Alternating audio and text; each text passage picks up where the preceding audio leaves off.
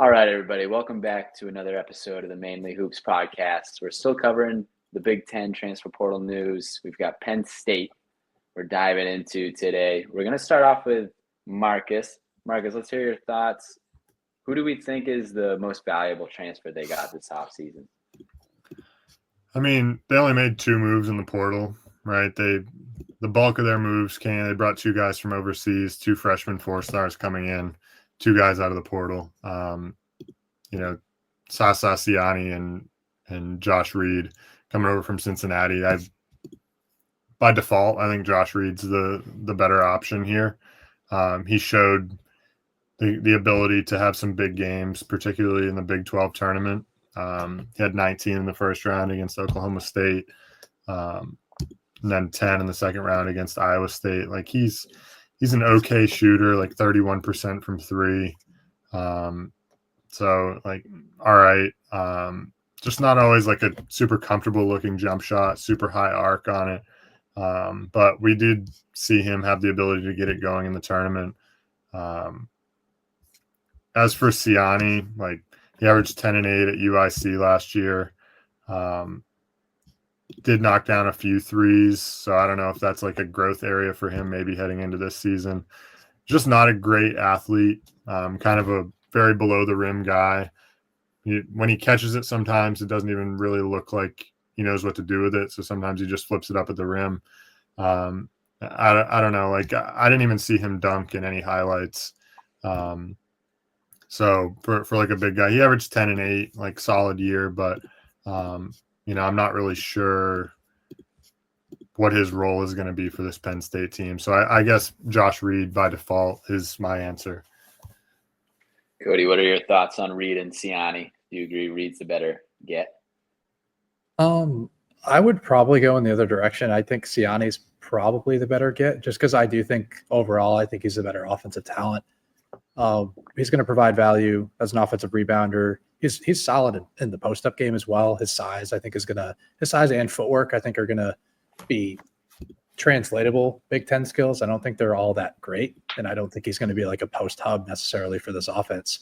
But I do think he's going to provide some value for a team that has a lot of uncertainty. I mean, there's 2 freshmen projected in the starting lineup.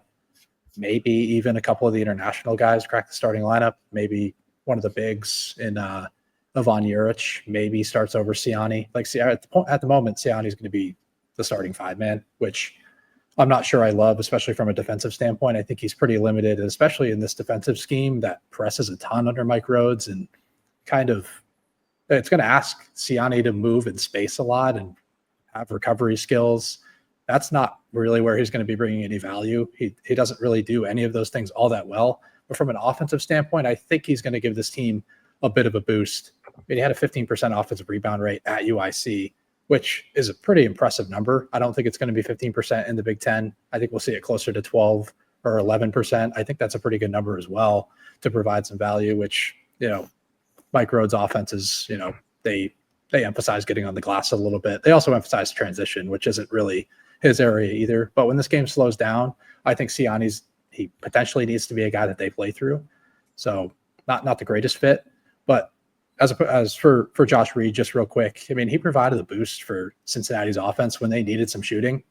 It's not really saying much. I mean, he shot 31%, and the Cincinnati offense just couldn't make shots to save their lives. I don't need to talk about them anymore. They kind of pissed me off overall. But overall, I mean, he was a 31% shooter, 33% for his career, has the ability to knock down, catch and shoot threes at a competent level, and can attack closeouts, score at the rim with his size. I think he's going to provide somewhat of a two-way impact for this team. He's a decent athlete. I'm not going to say he's a great athlete. He at least has some positional flexibility, can play the 3 or the 4. So I think that's fairly valuable in a road system. But just from an offensive perspective, I think Siani's going to bring more value than Reed's going to bring on both ends of the floor. Do we feel that Penn State got worse or better with these additions? We can kind of include the overseas guys and the freshmen. I mean, they only made 2 transfer moves. Marcus, what do you think? I mean, from what I know right now about everything, like they got worse just because like there's so much uncertainty about the freshmen coming in, about the guys from overseas. Like one guy coming from overseas, I don't even know like what year he's going to classify as. There's just a lot of unknown, I think, and both these portal moves are like they're okay. Like Penn State, obviously different Purdue team this year, but like they beat Purdue last year pretty handily for anyone that remembers. And I would be willing to bet they lose by 25. Flip that. Yeah, like, flip that. I don't know. Like they're just not going to play very. They're going to struggle with the top teams. Like I'd be shocked if they beat Purdue this year.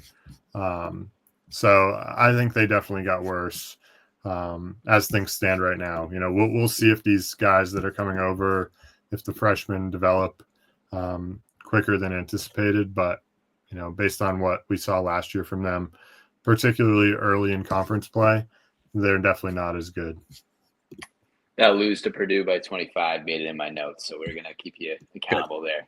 That's fine. All right. Cody, what are your thoughts? Better or worse? It's hard to say, honestly. I mean, there's so much roster turnover here with, so many new faces, coming to college basketball for this roster.